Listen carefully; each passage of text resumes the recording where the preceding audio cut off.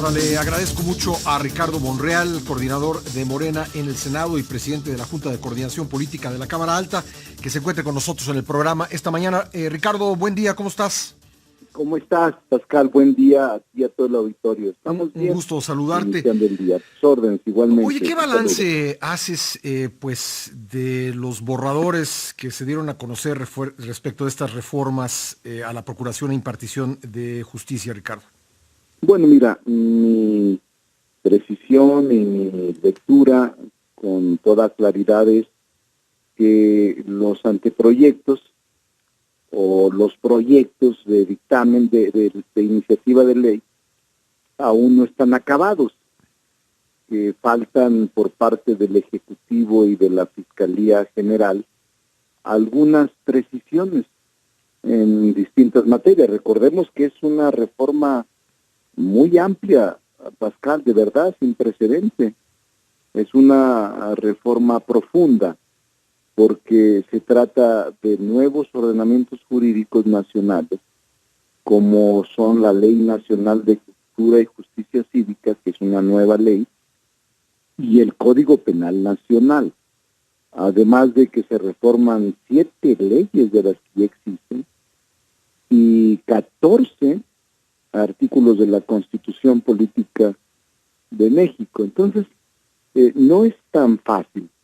Y yo creo que todavía en alguna ley tienen opiniones distintas, tanto la Fiscalía General como alguna otra secretaría que se encarga de la seguridad, en este caso la de Protección Ciudadana. Entonces, decidieron ellos esperar hasta febrero. Yo no podía aceptar, Pascal, pedazos, ni proyectos, ni anteproyectos. Por eso yo dije ayer que no opinaría, sí, porque en las redes y en los medios de comunicación están circulando proyectos y versiones de algunas modificaciones a leyes y a la Constitución. Nosotros ni las avalamos ni las negamos, simplemente formalmente no tenemos material para afirmar si son o no certeras, si son o no veraces, y hasta en tanto se nos presente, iniciaremos el proceso formal que todo proceso legislativo existe. De ser pues muy parecidos los proyectos que se presenten el 1 de febrero a los borradores, ¿tú crees que, dado que se trata de, en algunos casos, de reformas constitucionales que requieren mayoría calificada, crees que en esas condiciones, en términos generales, como se presentaron estos borradores, podría pasar por el Senado? Mira, si los borradores fueran ciertos y se presentaran como iniciativas el 1 de febrero, pues habría una discusión profunda. No sería fácil, pues, en algunos de los temas, porque tú recordarás que ayer el fiscal general fue contundente al señalar que era un fracaso todo el sistema de oralidad y el sistema penal que se implementó hace algunos años. Entonces, si así fuera y se convirtieran esos borradores que circulan en iniciativas formales, habría una discusión formal sin poder asegurar de parte mía que pudieran obtener o que pudiéramos lograr la mayoría calificada. Eso es un tema que pues tendrá que dilucidarse en el momento de la discusión. Lo que sí te aseguro, y le aseguro al auditorio, que será una discusión amplia, en donde instalaremos parlamento abierto, revisaremos artículo por artículo, y en una discusión plural intentaremos construir el más amplio consenso. Pero normalmente en esta legislatura, Pascal, no se aprueban las iniciativas tal y como vienen. Siempre se mejoran, se perfeccionan o se modifican en razón de los principios fundamentales del derecho. Tú eres jurista, Ricardo, ¿coincides en que la oralidad ha sido un fracaso? Mira, yo soy garantista, por definición. política y jurídica. Las cifras son los que me dicen que está en un momento crítico el sistema de oralidad. Las cifras de impunidad, el aumento de la inseguridad y la delincuencia me hacen pensar que hay que reflexionar en torno a este sistema de persecución de delitos, de procuración de justicia. Sin embargo, también me resisto a ir hacia la regresión del pasado. No creo que tampoco sea lo correcto. Hay que tener imaginación, innovar las formas de persecución de delitos, innovar el quehacer ministerial de investigación.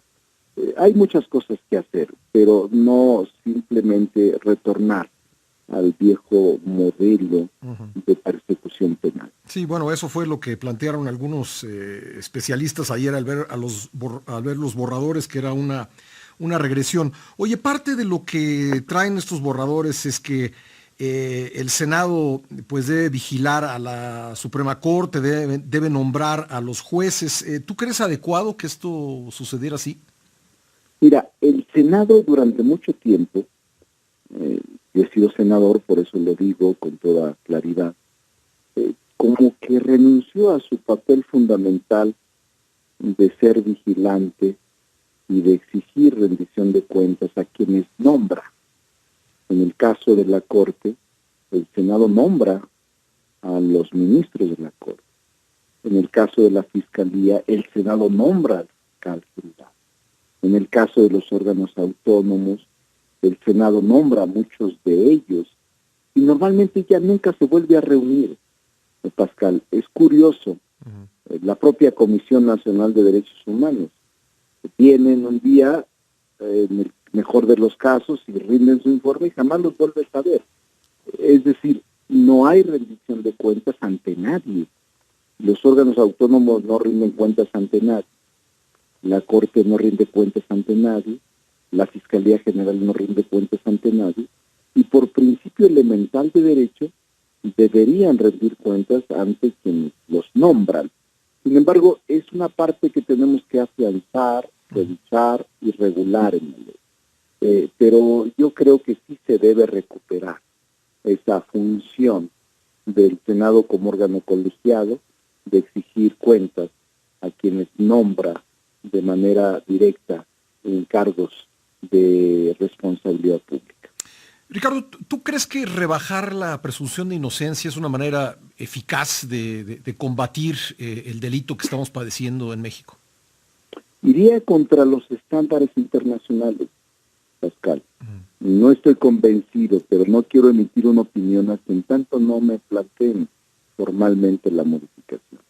Pero tú dirías que en términos generales, en cuestión de garantías, ¿tú serías o no serías partidario de...? Yo soy partidario de los principios de presunción de inocencia y debido proceso, que son claves en todo el proceso penal y en la persecución de delitos. Yo soy partidario de mantenerlo, pero, repito, soy yo, en mi opinión personal. Vamos a revisarlo pluralmente y también a la luz de la experiencia de la Fiscalía este año y de la presencia de delitos, porque los datos que ayer nos ofrecía el fiscal pues son fríos y escalofriantes, en más del 90% de impunidad y de no persecución de delitos.